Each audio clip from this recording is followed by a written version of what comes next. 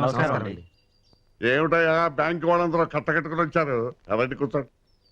ఏమే బ్యాంక్ ఆఫీసర్లు వచ్చారు కానీ మంచి కాఫీ పంపించు. అబ్బే వద్దండి. అయితే ఇంకా ఏకంగా ఫోన్ చేసి వెళ్తారు కానీ సరే ఎందుకు ఎప్పటి కలుసుకోవాలని మా ఊరు వచ్చారు? రాఘవయ్య గారు, ఇవ్వటమే గాని తీసుకోవటం తెలియని మీ దగ్గరకు ఇలా రావాల్సి వచ్చినందుకు మాకు చాలా బాధగా ఉందండి. ఏమైంది? మీరు 5 సంవత్సరాల క్రితం కోటేశ్వరరావుకి షూరిటీగా ఉండి 4 లక్షలు లోన్ ఇప్పించారు, గుర్తుందా? అవును. ఆయన ఇంతవరకు ఒక నయా పైసా కట్టలేదు. అది వడ్డీతో సహా 10 లక్షలైంది. మరి ఆ అమౌంట్ రికవరీ చేయమని మా పై బ్రాంచ్ నుంచి మాకు ఆర్డర్స్ వచ్చాయి.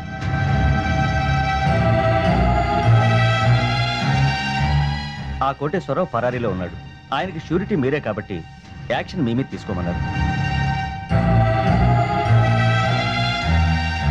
ఇప్పుడు మీరు అమౌంట్ కట్టాలి, లేకపోతే ఇల్లు జప్తు చేయాల్సి వస్తుంది. మీ గురించి మాకు బాగా తెలుసు, అందుకనే 15 రోజులు గడువు తీసుకున్నాం. ఈలోపు మీరు డబ్బు కట్టేస్తే సరిపోతుంది.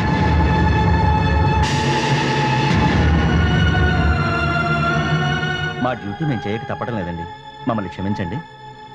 వస్తామండి. నమస్తే. ఏమిటండి ఇదంతా? ఇప్పుడు ఏం చేద్దాం? ఇంక చేయడానికి ఏముంది? అడ్డమైన వాడికి సాయం చేయొద్దు మొర్రో అని మొత్తుకున్నాను, విన్నారా? దాహానికి సలేందనలాగా సాయానికి మన కొంపకి ఆంధ్రం అయిపోయింది. ఇప్పుడు చూడండి కొమ్మ మీదకి వచ్చింది. ఎవడైనా అడగడమే పాపం. నేను ఉన్నాను మొర్రో అని అడ్డుపడిపోతారు. ఇప్పటికైనా బుద్ధి రావాలి. నోరు ముయ్యరా సన్న సదవా, ఆయన్ని తప్పు పట్టేంత మగాడు అయిపోయావురా నువ్వు. ఎవడన్నా ఆపదలో ఉంటే చాలు ప్రతి ఎదవ రాయేసేయడమే. అంత పెద్ద ఉపన్యాసం ఇచ్చావు, నువ్వు తీరుస్తావు అప్పు? చూడు, సహాయం కావాలంటే తీసుకో, సలహాలు మాత్రం ఇవ్వకు. నాన్న, వాడి మాటలు పట్టించుకోకు, నువ్వు ఆందోళన పడకు. ఏం చేయాలో ఆలోచిద్దాం.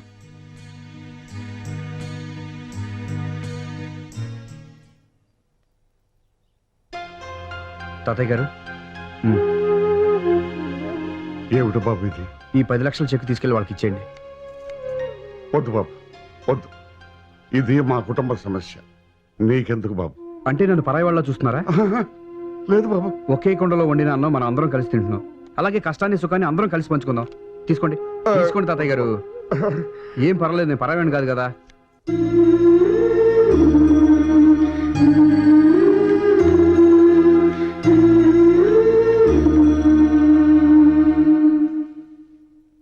బాబు వివేక్, నా చేతి అన్నం తిన్నానన్న కృతజ్ఞతతో నువ్వు చేస్తున్న ఈ సహాయానికి చాలా సంతోషం.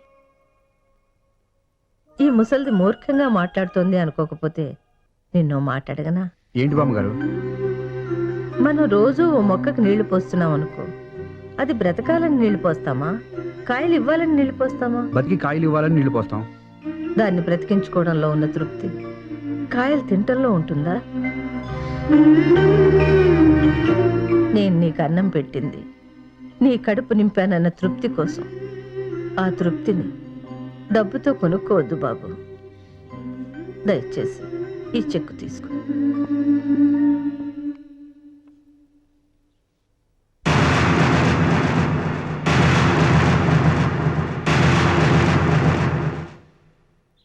రైట్ సత్యబాబు, నేను తీసిన ఫోటోలు రెడీ అయ్యా?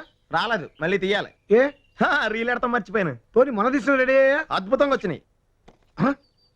నేను ఆఫీస్లో ఎప్పుడు నిద్రపోయాను రా? నువ్వు నిద్రపోలేదు, నేనే నిద్రపోయినట్టు తీసా. ఈ విషయం బాస్తో చెప్తానండు. ఒక్క నిమిషం, ఇది కూడా చెప్పవా? ఈ అమ్మాయి ఎవర్రా నేను బయట లాగినట్టు తీసావు? నాకు మాత్రం తెలిసేంటి, నేను తీయలేదా? ఇలాంటి చీప్ ట్రిక్లే నా దగ్గర పనిచేయం. అందుకే ట్రిక్ ఫోటోగ్రఫీ మొదలెట్టాం. చంద్ర గారు, మళ్ళీ వచ్చి నీ సంగతి చెప్తాను. ఎలా? ఏమిటి సార్ పిలిచారు? పాపం కష్టాల్లో ఉన్నారు కదని హెల్ప్ చేద్దాం అనుకుంటే వాళ్ళు వద్దంటారేంటండి? పరువు మర్యాదల కోసం వాళ్ళు ప్రాణాలు ఇవ్వడానికైనా సిద్ధపడతారు, కానీ ఒకరిని సహాయం అడగటానికి ఇష్టపడరు.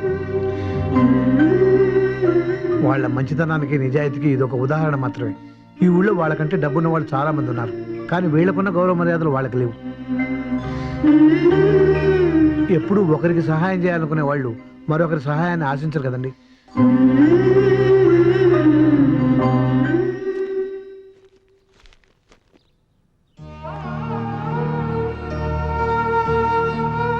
ఇవ్వరు పత్రాలు? వద్దు బాబాయ్. పర్వాలేదు, తీసుకో తీసుకో. బాబాయ్, ఊళ్ళో వాళ్ళకి అప్పించిన పత్రాలన్నీ మీ ఇంట్లో దాచుకునే నేను మీ ఇంటి పత్రాలు మా ఇంట్లో ఎక్కడ దాచుకోవాలో తెలియట్లేదు. బాధపడకు, బాధపడకు. థ్యాంక్స్. జానకి ఆ, జానకి ఏమిటండి? మన పరువు ఎక్కడికి పోతే ఇదిగో అప్పు తీర్చడానికి డబ్బు తీసుకొచ్చాను. ఆ?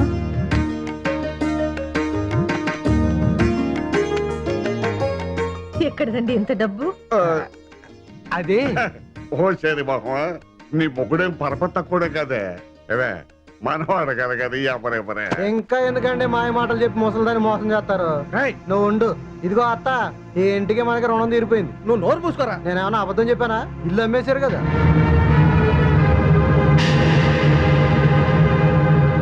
ఏమే, జానకి ఆ, నాకు బాధగానే ఉంది కానీ వేరే దారి లేదు.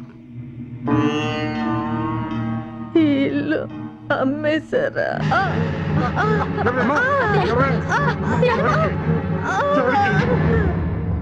చంద్రం గారు సార్ మన కొత్త మోడల్ హౌస్ స్ట్రక్చర్ ఆస్ట్రేలియాకి పంపించారా? పంపించాను సార్. ఇంకో 2 గంటల్లో ఫ్యాక్స్ వస్తుంది.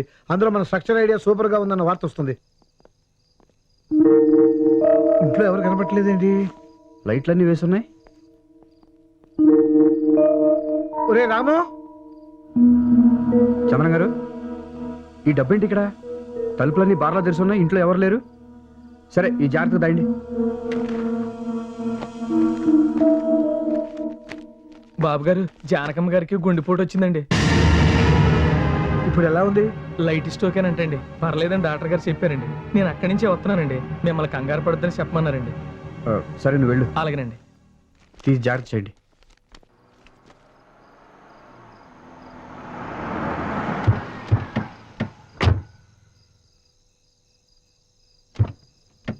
అమ్మా రామ్, జాగ్రత్త.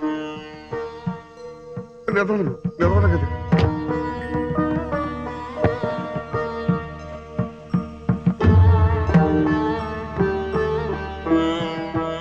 బామ్మగారు ఇప్పుడు ఎలా ఉంది? బానే ఉంది బాబు. ఏం బాగుంటాం అయ్యా నా మొహం. డాక్టర్ గారు ఇంకో 1 రోజులు ఉండమన్నాడు. అమ్మ నాకు తగ్గిపోయింది, ఇంటికి తీసుకెళ్ళండి అని ఒంటికాల మీద నిలబడింది. రెస్ట్ తీసుకోండి. పడుకో పడుకో. తాతయ్య గారు ఏంటండి అలా చేశారు?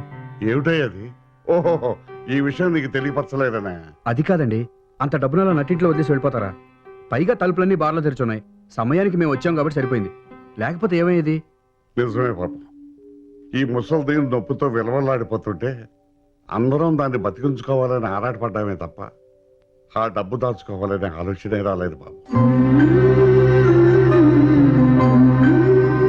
అది మా ఇంటి మహాలక్ష్మి బాబు. డబ్బు పోతే సంపాదించుకోగలం కానీ మనిషి పోతే సంపాదించుకోగలం. అయినా ఆప్యాయతల విలువ తెలుసుకుంటే డబ్బు విలువ చాలా తేలిగ్గా కనపడుతాయి.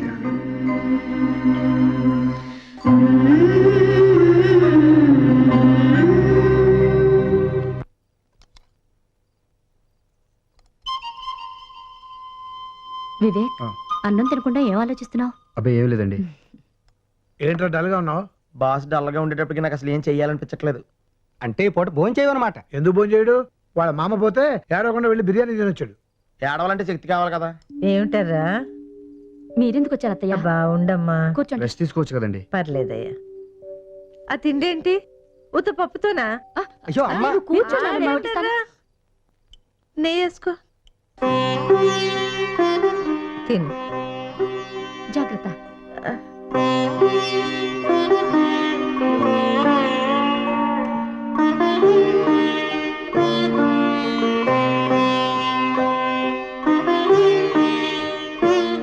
వివేక్, కళ్ళల్లో నీళ్ళంటయ్యా. కారం ఎక్కువైందా? మమకారం రుచి ఏంటో తెలిసింది. అదేంటయ్యా? కడుపు నిండిపోయింది బామ్మ. సత్యబాబు, సత్యబాబు, ఏంటో గుర్తున్నావు? ఇన్నాళ్ళ కష్టపడటం చూస్తున్నాను నేను. ఆపరా నీ జోకులు. మన పాస్ అయిపోయాడు రా. అదేంటి పొద్దున్న మీ ఇద్దరు కలిసి సైడ్కి వెళ్ళారనుకుంటున్నాను నేను. అక్కడ లేరురా, అందుకనే ఇక్కడికి వచ్చాను. ఏమిటి రక్షణ కనపడుతున్నారు? బాబాయ్, మా బాస్ ఏమైనా చెప్పలేదా నీకు? ఏం చెప్పలేదే. మరి ఏమైపోయినట్టు? ఎక్కడికైనా వెళ్ళారా అనుకుంటే కారు ఇక్కడే ఉంది. ఎందుకురా టెన్షన్? సెల్లకు ఫోన్ చేయి. ఆయన సెల్ నా దగ్గరే ఉందిరా. అదేంటి ఫోన్ కూడా మర్చిపోయి ఎక్కడికి వెళ్ళిపోయాడండి?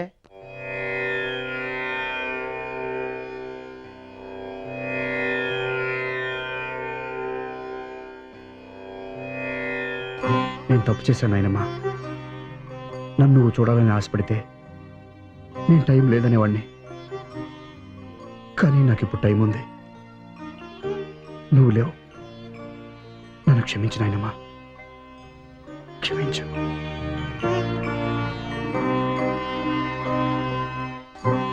నాయనమ్మ నన్ను క్షమిస్తుందంటావా డాడీ? క్షమించకపోతే నా అన్నం ఎందుకు అవుతుందిరా? చూస్తూ ఉండు, నా అన్నమే నీ కడుపున పుడుతుంది. అబ్బా ఇన్ని పేలున్నాయంటే? నీ పక్కన పడుకుంటున్నానుగా. మొద్దు. అబ్బా ఏంటా దువ్వుడు, పళ్ళు రాలిపోతాయి. ఎవరివే? దువ్వినవి.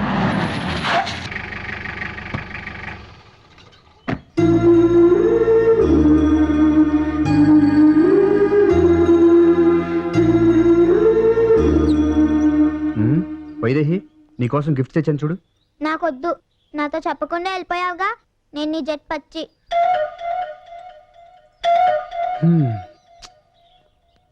తాతగారు,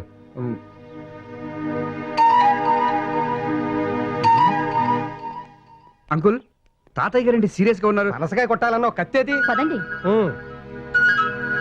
ఏమైంది వీళ్ళందరికీ?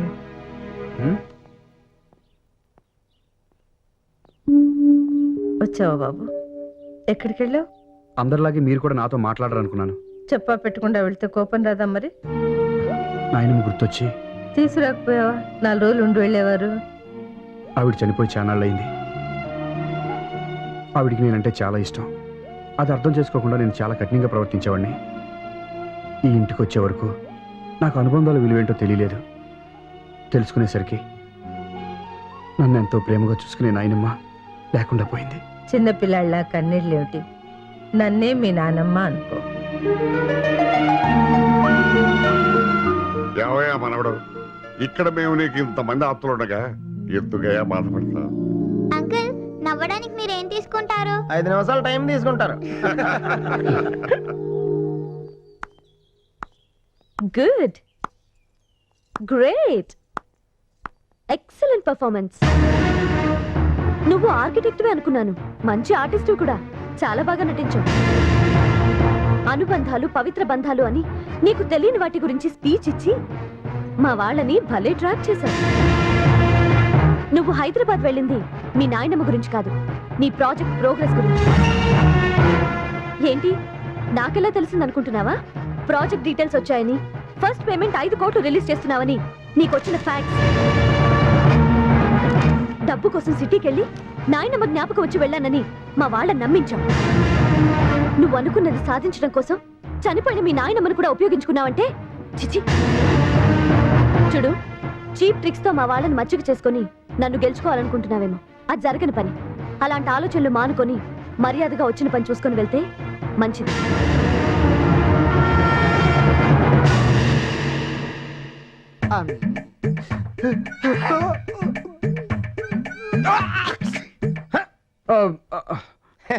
Happy birthday uncle. Thank you. Happy birthday to you. అవును, ఈరోజు నా బర్త్డే అని మీకు ఎలా తెలుసు? లెగితే తమరగా తెలుస్తుంది. ముందు నూనె రాసుకుని, ఇదిగో నూనె. నూనె, యా. తర్వాత కుంకుడుకాయ పులుసుతో కుంకుడుకాయ పులుసా? తలారా స్నానం చేయాలి. రా.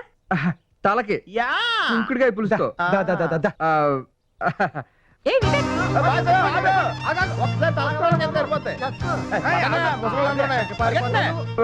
ఇప్పుడు ఎలా తప్పించుకెళ్తావు బాబు?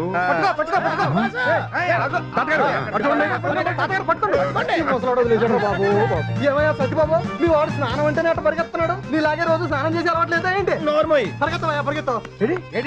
ఆగండి. నువ్వు ఇటెల్. ఓకే, మీరు ఇటెల్ అండి. అలాగే. నువ్వు ఇటెల్, నేను ఇద్దరు ఇటు వెళ్తాం. మనం వాటి నుంచి వచ్చావా? ఇటు బుర్ర ఆయన పనిచేస్తుంది. నువ్వు రా.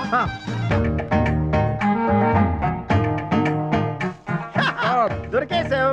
ఏమండే పట్టేసుకోండి, వచ్చండి. రేయ్, నేను నీ బాస్ని. తప్ప ఎన్న ఆఫీసులో ఇక్కడ కుదరవు. అయినా ఈ రోజు చిన్నపిల్లడు ఎక్కువ మాడకూడదు. యా.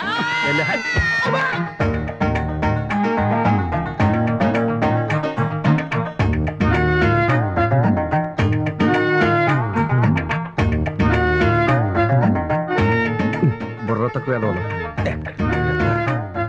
ఏంట్రా పరిగెడుతున్నావా? ఈవేళ వివేక్ బాబు పుట్టినరోజు కుంకుడుకాయలతో తలంటుకోమంటే పారిపోయాడు. మరి స్లో మోషన్ లో పరిగెడుతున్నావు, స్పీడ్ గా పరిగెట్టు.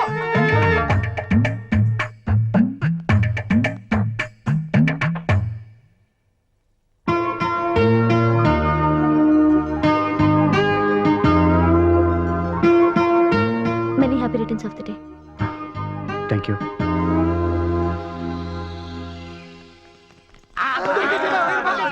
నేనే ఫస్ట్ పట్టేశాను. నువ్వు పట్టిన క్యాచ్ కి బెస్ట్ ఫీల్ రావడ్డాం ఎవరు. పద నీళ్ళు చల్లారిపోతున్నాయి, పదండి.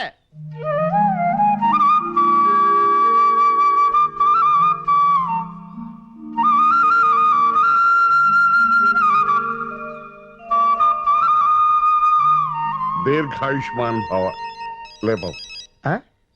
ఇదిగో. Hello hello daddy. Thank you daddy. ఈరోజు నేను చాలా హ్యాపీగా ఉన్నాను.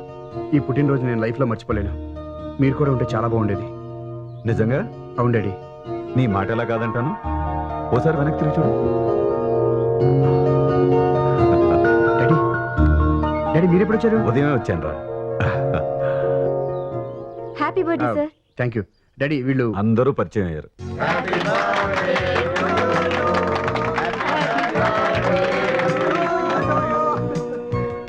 Okay okay okay.